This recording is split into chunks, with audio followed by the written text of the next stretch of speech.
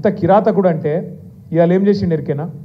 ఎప్పుడన్నా వాన పడితే ఇట్లనే 1908లో, ఈరోజు కాదు 1908 అంటే 117 ఏళ్ళ కిందట హైదరాబాద్కు వరదలు వచ్చినాయి మూసీలో.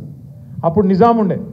నిజాం ఏం చేసిండు, మళ్ళీ ఎప్పుడు ఇట్లా రావద్దు హైదరాబాద్కు వరదలు అని చెప్పి ఆ మూసీ మీద 2 చెరువులు కట్టిండు పెద్దవి. గండిపేట అంటాం చూడు మనం, ఉస్మాన్ సాగర్, హిమాయత్ సాగర్, ఆ 2 చెరువులు కట్టిండు. కట్టి ఎందుకు కట్టిండు? అవి బ్యాలెన్సింగ్ రిజర్వాయర్లు అంటారు వాటిని. పైకి వెళ్ళి వరద వచ్చినా అందులో ఆపుకొని నీళ్ళు ఆపుకొని కిందికి మెల్లమెల్లగా ఇడ్చుకుంటూ పోతే కిందికి సిటీ మునగది. అంటే ఏం చేయాలి? వాతావరణ శాఖ కూడా చెప్తాడు, వచ్చే వారం పెద్ద వర్షం, రేపు ఎల్లుండి పెద్ద వర్షం పడేటట్టు ఉంది అని చెప్తారు. చెప్తే ఏం చేయాలి గవర్నమెంటు? ముందు ఆ చెరువు మొత్తం ఖాళీ చేయాలి, సగం అన్న ఖాళీ చేయాలి. దబ్బన వర్షం పడితే కూడా పైకి వెళ్ళి నీళ్ళు వస్తే కూడా సిటీ మునిగిపోకుండా కింద పేదోళ్ళకి ఇబ్బంది కాకుండా ఆ చెరువుల నీళ్ళు ఆపుకుంటాం. ఒక్కొక్క గేట్ ఎత్తి కిందికి మెల్లమెల్లగా ఎత్తిమినాన్గా కిందికి నీళ్ళు ఇడిచిపెడతాం. ఎవడైనా చేసేది కదే. అది అయినా ప్రభుత్వాలు కూడా అధికారులు చేయాలి. కానీ రేవంత్ రెడ్డి ఎంత కిరాతకుడు అంటే నిన్న కావాలని తెలుసు ఆయనకు, నిన్న క్లౌడ్ బర్స్ట్ ఉంది, వర్షం పడుతుందని వాతావరణ శాఖ చెప్తే కూడా కావాలని మూసీ ప్రాజెక్టు చేయాలంటే ఆడ ఇండ్లు మునగాలి. నేను అనుకున్నట్టు మూసీలో 1,50,000 కోట్లు కొల్లగొట్టాలంటే వీళ్ళని ముంచాలని చెప్పి చెరువు ఖాళీ చేయకుండా కావాలని అట్లనే నింపిపెట్టి ఇవాళ ఎగ్దం ఒకటేసారి 15 గేట్లు ఎత్తిండ్రు. ఎత్తవరకు ఏమైంది? ఇలా ఇమ్లీబాన్ బస్ స్టాండ్ మొత్తం మునిగిపోయింది. మొట్టమొదటిసారి చరిత్రలో ఇమ్లీబాన్ బస్ స్టాండ్కి ఎప్పుడైనా నీళ్ళు వచ్చినాయి? ఇదివరకు మనం పోలేదా? ఇమ్లీబాన్ బస్ స్టాండ్ చూడలేదు ఇదివరకు. ఇవాళ అది కూడా మునిగింది. ఎందుకు? ఒక్కటే కారణం. ఏం చెప్పదలుచుకున్నాడు రేవంత్ రెడ్డి?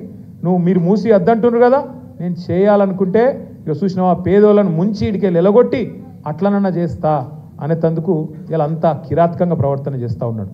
నేను మిమ్మల్ని కోరేది ఒకటే, గుర్తుపెట్టుకోమని చెప్పేది కూడా ఒకటే. మీకు ఇవాళ మొత్తం 90% పని పూర్తి చేసిండు కేసీఆర్. శ్రీశైలం దగ్గర నీళ్లు తీసుకొని మొత్తం రిజర్వాయర్లన్నీ పూర్తయినాయి. నార్లాపూరు, కరివేనా, అట్లాగే మధ్యలో వట్టెం, పైకి వస్తే ఉద్దండాపూర్, అన్ని రిజర్వాయర్లు పూర్తయినాయి. ఏదుల మధ్యలో వరుసగా 5 రిజర్వాయర్లు పూర్తయినాయి.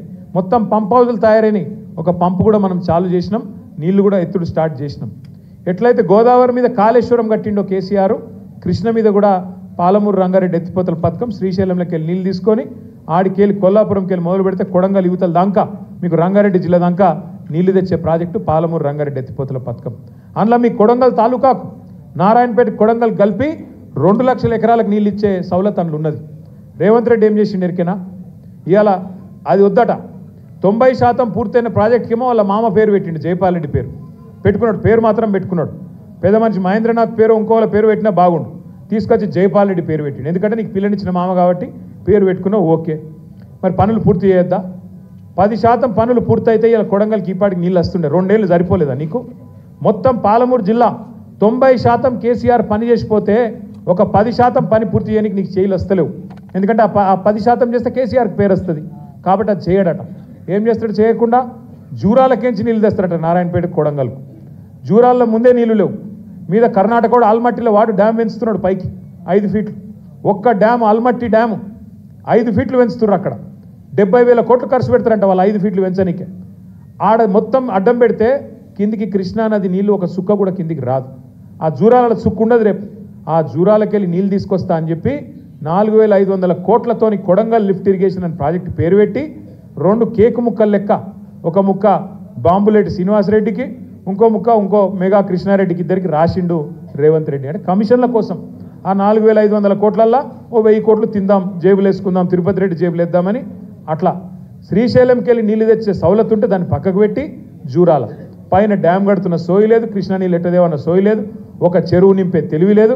కానీ కొడంగల్కి ఏదో చేస్తా అని పోజుగొట్టి మీ దగ్గరికి వచ్చి ఆడ శంకుస్థాపన చేసిండు. ఇలా కోర్టుకు అర్థమైంది ఈ విషయం అంతా, కోర్టు స్టే ఇచ్చింది.